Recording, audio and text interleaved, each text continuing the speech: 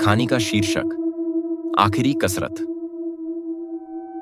रात के गहरे सन्नाटे में सिमरन ने अबैंडन्ड जिम के दरवाजे को खोला।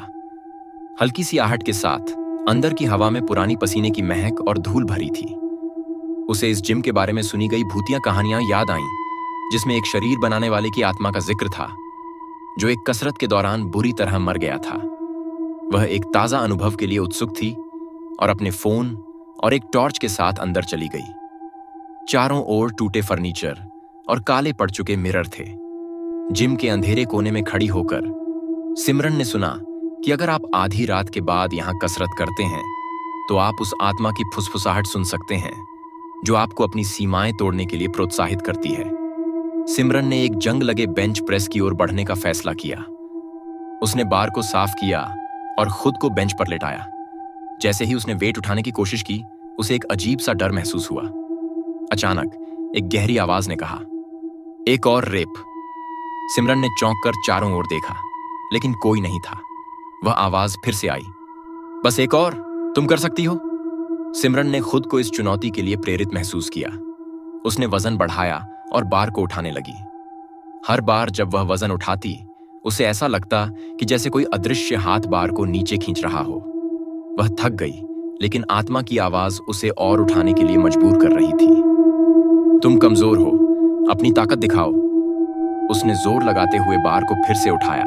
उसके अंदर की शक्ति उसे आगे बढ़ा रही थी, लेकिन तभी उसे एहसास हुआ कि उसकी ताकत कम हो रही है और बार अब बहुत भारी लगने लगा। बस एक आखिरी प्रयास, उसने खुद से कहा। अपनी पूरी ताकत लगाकर उसने बार को वापस स्टैंड पर रखा और फिर बैठ गई। लेकिन जब उसने उठकर देखा तो उसे एक साया मिरर में दिखा। एक मांसल आकृति उसके पीछे खड़ी थी। उसकी आंखें अंधेरी और भूतियां थीं। सिमरन चीखते हुए पीछे मुड़ी और उसे एहसास हुआ कि दरवाजे बंद हो चुके थे।